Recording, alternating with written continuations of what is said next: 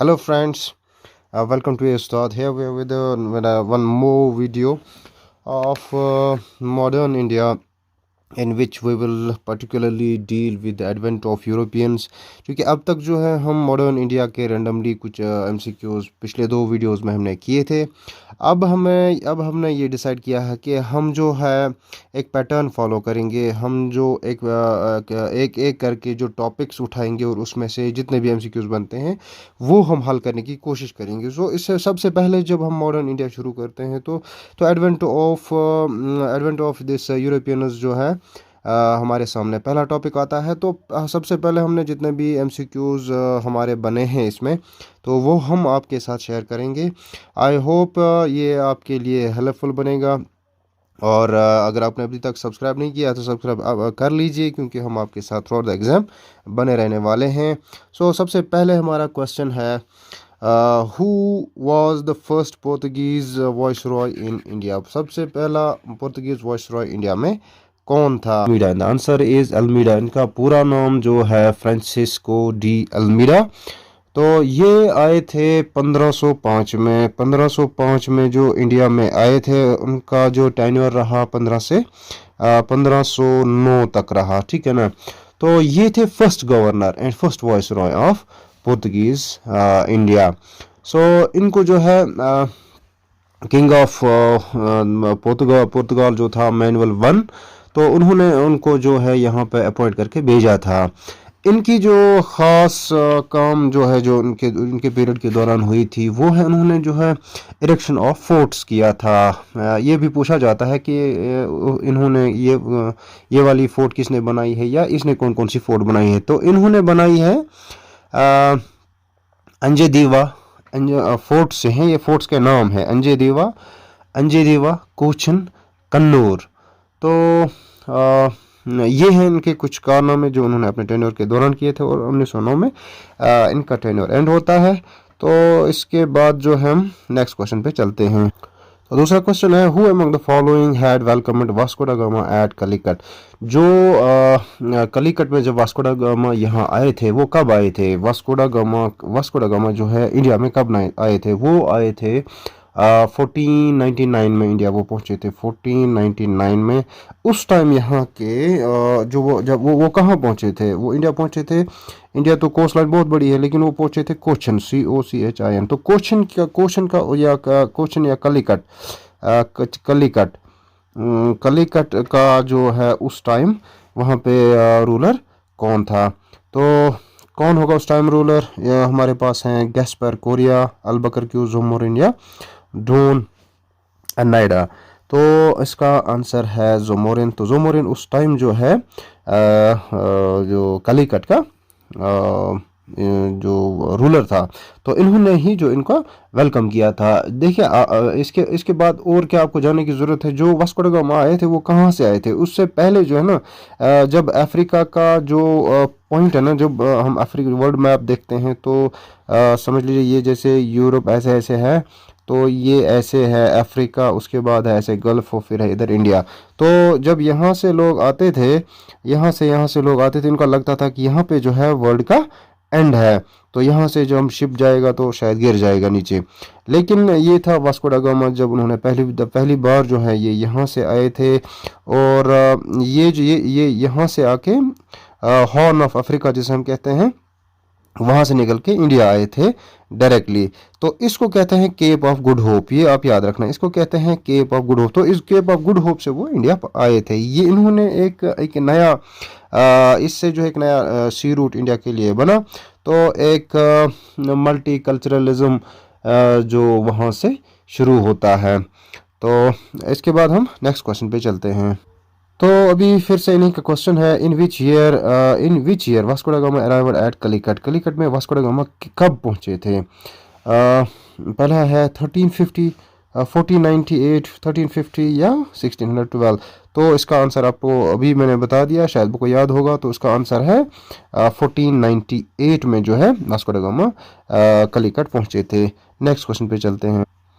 तो next question है, who was the real founder of Portuguese power in India. Who was the real founder of Portuguese power in India? Vasco दा gamma, Albuquerque, Bartholomew Diaz, या George ऑक्सटन। तो इसका real founder of Portuguese power in India कौन था? वो थे, इसे जो है अल बकरक्यू को जो रियल फाउंडर है उनको कहा जाता है कि ये जो है रियल फाउंडर है Portuguese power in India.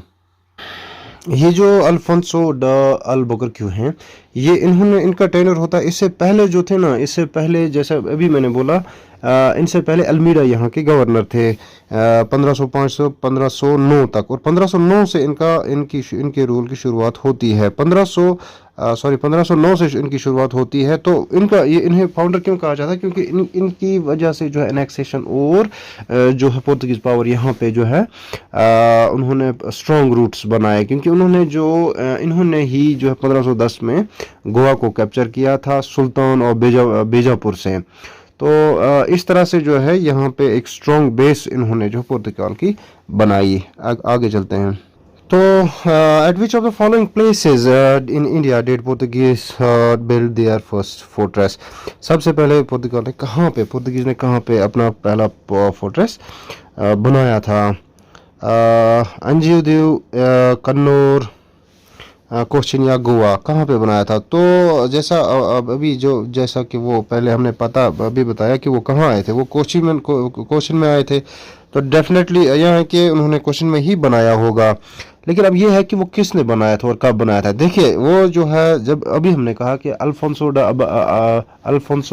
De Albuquerque जो सबसे पहले यहाँ के जो गवर्नर आए थे पुर्तगीज के, उन्होंने बनाया था। पहला वो जो है वुड का बना हुआ था। 1503 में जो ये पहले दफ़ा बनाया था, ये बनाया था वुड का।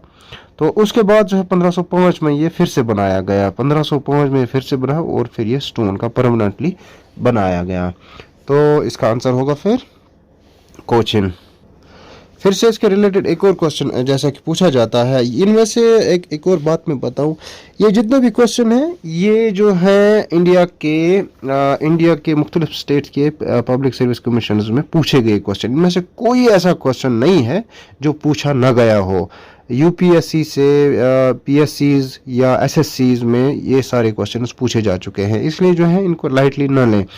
तो फिर से एक क्वेश्चन है इसी के related, who were the first Europeans to come to India? फिर से वही फॉर द ट्रेड। देखिए, ये फिर से वही क्वेश्चन दोहराया गया है, लेकिन इसमें आपको याद रखना है कि एक चीज़ को कितने तरीकों से पूछा जा सकता है। तो इसका आंसर भी पोर्तुगीज़ ही होगा, क्योंकि हमने अभी देखा सबसे पहले पोर्तुगीज़ जो है यूरोपियंस इंडिया में आते हैं। आगे तो और एक क्वेश्चन है, among the following factories in Bengal the one established by the Portuguese was? देखिए, पोर्तुगीज़ ने जो है इनमें से कहाँ पे बंगाल में अपनी फैक्ट्री बनाई थी? बंदेल, चिंसुरा, हुगली या श्रीरामपुर? तो कहाँ पे बनाई थी सबसे पहले इनकी फैक्ट्री? सबसे पहले जो है पोर्तुगीज़ ने हुगली में अपनी फैक्ट्री इस्टेब्लिश की थी बंगाल में। तो इसी तरह से नेक्स्ट क्वेश्चन पे चलते हैं। इसी के रिलेटेड एक और क्वेश्चन है, Hooghly was used as a base for piracy. देखिए, ये एक ही क्वेश्चन है लेकिन दो तरीकों से पूछा गया है। इन्हें Hooghly was used as a base for piracy के खिलाफ उन्होंने बेस बनाया था बे ऑफ बंगाल में। तो किसने बनाया था? यानी हुगली पे किसने जो है बेस बनाया था पायरेसी के खिलाफ बे ऑफ बंगाल में? तो ये थे, जैसा कि अभी हमने देखा, ये हुगली में किन की फैक्ट्री थी? सो ये पुर्तगीज़ ही थे जिन्होंने हुगली में ये जो है बेस बनाई थी पायरेसी के लिए। आगे चलते हैं। नेक्स्ट क्वेश्चन है, विच one of the following is connected with the blue water policy? इनमें से कौन सा जो है ब्लू वाटर पॉलिसी से कनेक्टेड है? डी अल्मीडा, अल्बुकर्क, डुप्लेक्स या रॉबर्ट क्लाइव? देखिए, आपको पहले ये जानना ज़रूरी है कि आंसर मैं बताता हूँ, लेकिन आपको ये भी जानने की ज़रूरत है कि ब्लू वाटर पॉलिसी है क्या। तो देखिए, इसका आंसर है डी फ्रांसिस्को डी अल्मीडा। ये ब्लू वाटर पॉलिसी अब है क्या? देखिए, ब्लू वाटर पॉलिसी ये है कि यूरोपियन जब भी इंडिया आ रहे थे उस टाइम, उनका ये था कि इनका माइंडसेट ऐसा था कि हम ट्रेड तो कर रहे हैं, लेकिन साथ ही साथ में हम वहाँ पे जो है टेरिटोरियल अपना एम्पायर भी खड़ा करें। फ्रांसिस को डी अल्मीडा जो थे, ये वॉइस रॉय ऑफ, जैसे अभी मैंने बोला, ये voice Roy of Portuguese possession in India थे। ये अपोज करते थे टेरिटोरियल एम्पायर जो इंडिया में खड़ा करना है। तो ये चाहते थे कि पुर्तगीज जो हैं वो मेंटेन करें जो अपनी सुपरमेसी जो सी में है, वहाँ पे सी में अपनी सुपरमेसी कायम रखें और अपनी एक्टिविटीज़ को प्योरली कमर्शियल ट्रांजैक्शंस में तक महदूद रखें। तो इस पॉलिसी का नाम जो है ब्लू वाटर पॉलिसी कहा जाता है। तो आगे चलते हैं। तो नेक्स्ट क्वेश्चन है, who among the following was the founder of Calcutta? इनमें से किसे कलकत्ता का फाउंडर माना जाता है? Charles Eyre, Job Charnock, Gerald Aungier, William Norris. तो कौन है? देखिए, सबसे पहले जब हम देखते हैं ना, जब ब्रिटिश ईस्ट इंडिया कंपनी यहाँ पे आती है, तो जॉब चाणक जो थे, जॉब चाणक इसका आंसर है, ये है इसका आंसर, जॉब चाणक जो है, कहा जाता है कि जब इनको वहाँ बंगाल में अपनी फैक्ट्री इस्टेब्लिश करनी ये जो करनी थी, जॉब चाणक को वहाँ भेजा गया कि आप देख लो यहाँ हम कहाँ पे जो है एक फैक्ट्री बना सकते हैं। तो कहा जाता है कि ये 1686 में जो है जॉब चाणक गए बंगाल, वहाँ पे उन्होंने देखा एक जगह है जिसका नाम है सुतानूती।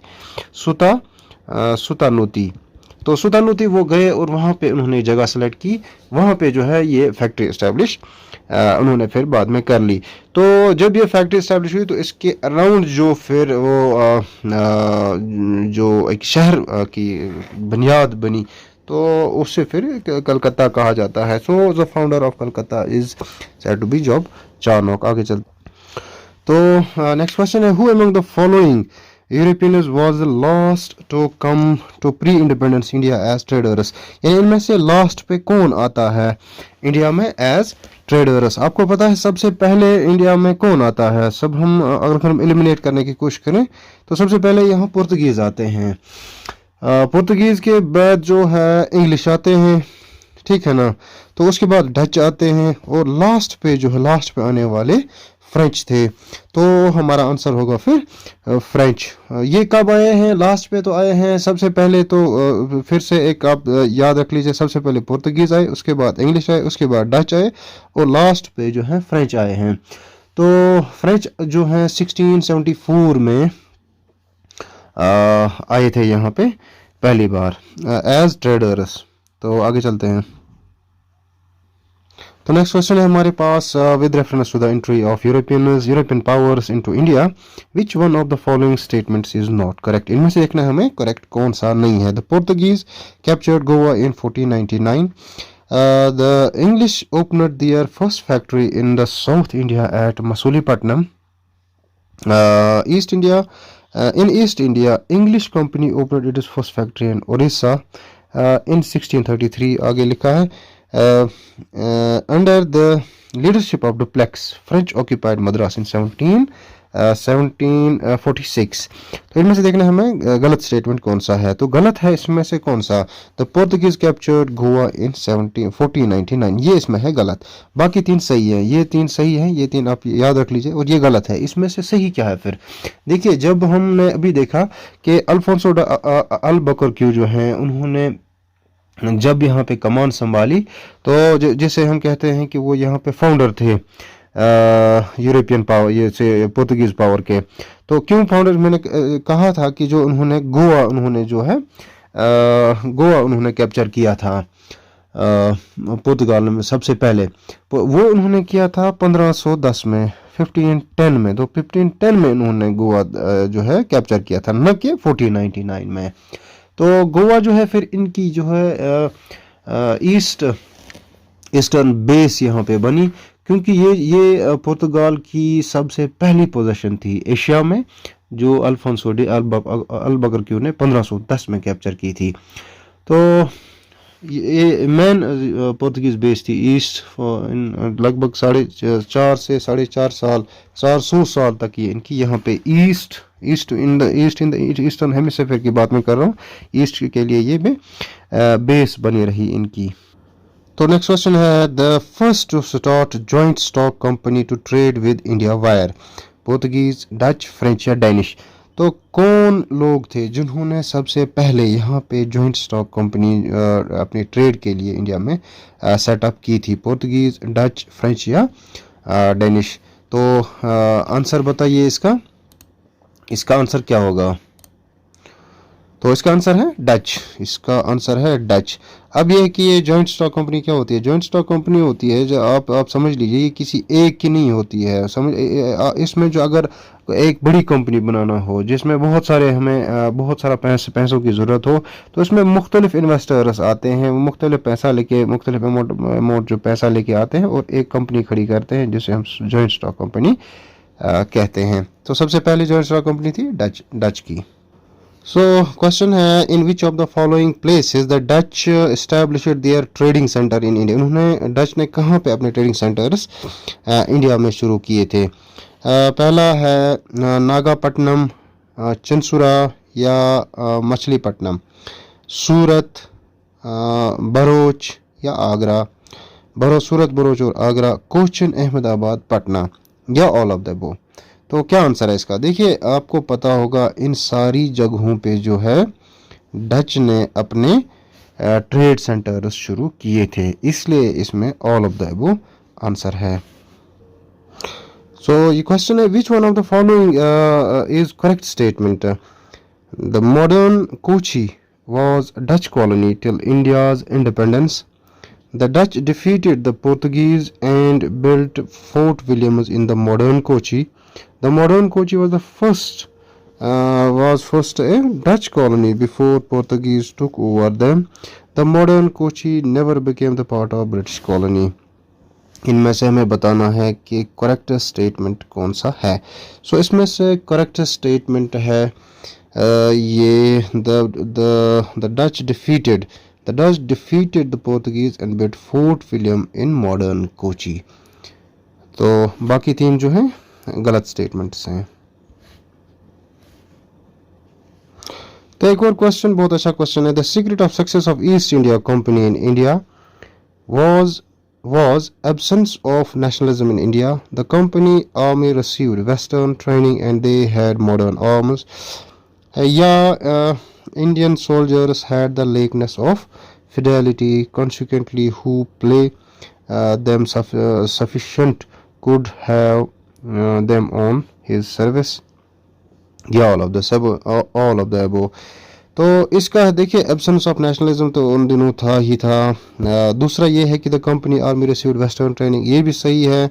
Indian soldiers had lackness of fidelity and consequently who play them sufficient could have them on his service. देखिए ना, ये बात भी सही है, जिनको जो उन्हें ज़्यादा पैसे देता था वो उन्हीं के साथ जाते थे। Question है, which of the following companies, British companies, got the first charter permitting them to trade in India? Levant Company, East India Company या English Company Trading to East Indies या Ostend Company? इनमें से कौन सी company पहली थी जिसने जो है इंडिया में ट्रेड जिसे पहले मिला था इंडिया में ट्रेड करने के लिए? तो वो कौन सी कंपनी थी? आपको पता ही होगा अगर आपने सही से पढ़ा हो, तो वो है लेवेंट कंपनी। लेवेंट कंपनी पहली कंपनी थी जिसको इंडिया में ट्रेड करने के लिए जो है परमिशन मिली थी या चार्टर मिला था। देखिए जो सबसे पहले इसका नाम था ना, ईस्ट इंडिया कंपनी नहीं था। ये जो है अच्छा टेक्निकल क्वेश्चन है आपको कंफ्यूज करने के लिए। ईस्ट इंडिया कंपनी थी लेकिन उसका पहला नाम जो है ना, उसका जब उसे चार्टर मिला था यहाँ पे, जब उसको इजाज़त मिली थी, उसका नाम था लेवेंट कंपनी। लेवेंट कंपनी को जो है दिसंबर 1600 में सबसे पहली बार यहाँ पे ट्रेड करने के लिए लाइसेंस या जो चार्टर मिला था। उसके बाद जो है 1709 में इसका नाम जो है ना चेंज किया गया। इसका नाम जो फिर रखा गया united company of merchants of England trading to the East Indies, ये इसका नाम रखा गया। और इसी को बाद में ईस्ट इंडिया कंपनी के नाम से जो है याद किया जाता है या कहा जो है लिखा गया है। बाद में इसी को ईस्ट इंडिया कंपनी कहा जाता है। तो इसका आंसर है लेवेंट कंपनी। तो एक जनरल सा क्वेश्चन है, विच one of the following was the emperor of India when British east India company was formed in London. जब लंदन में जो है ब्रिटिश ईस्ट इंडिया कंपनी बनी थी, उस टाइम इंडिया में जो है उस टाइम इंडिया में ये जो है कौन बादशाह था। तो आंसर आपको पता ही होगा, इसका आंसर है अकबर। इसका आंसर है अकबर, क्योंकि जब जब ये ईस्ट इंडिया कंपनी बनी थी तो उस टाइम यहाँ का इंडिया में जो है अकबर का रूल चल रहा था। तो इसके साथ मैं आपको बताते चलूँ, अगर आपने अभी तक जो है इस चैनल को सब्सक्राइब नहीं किया है, अभी कर लीजिए, क्योंकि जो है हम जो है आपके साथ रहने वाले हैं। इसमें जो है हमने सारे क्वेश्चंस कंप्लीट नहीं हो पाए हैं, अगर करें तो थोड़ा वीडियो और लंबा हो जाएगा, जो हम नहीं चाहते हैं, क्योंकि इंसान बोर हो जाता है। तो नेक्स्ट वीडियो में हम इसी टॉपिक को फिर से कंप्लीट करने की कोशिश करेंगे। तो अगर आपने अभी तक जो है ई उस्ताद की एप्लीकेशन डाउनलोड नहीं की है, अभी तक कर लीजिए। और अगर आपने अभी तक हमारा टेलीग्राम ग्रुप, जिस पे हर रोज़ शाम को जो है एक क्विज़ कंपटीशन होता है, जिसमें आप जो है पार्ट लेते हैं, जो भी उसका वहाँ पे उस ग्रुप का पार्ट हो, जितने भी इसके मेंबर हो, तो अगर आप हर शाम को 10-10 क्वेश्चन, नए क्वेश्चन को आपको मुफ्त में करने को मिल जाए, तो उसमें प्रॉब्लम क्या है। तो वो भी एक प्रिपरेशन का पार्ट होगा। तो इसी के साथ गुड बाय।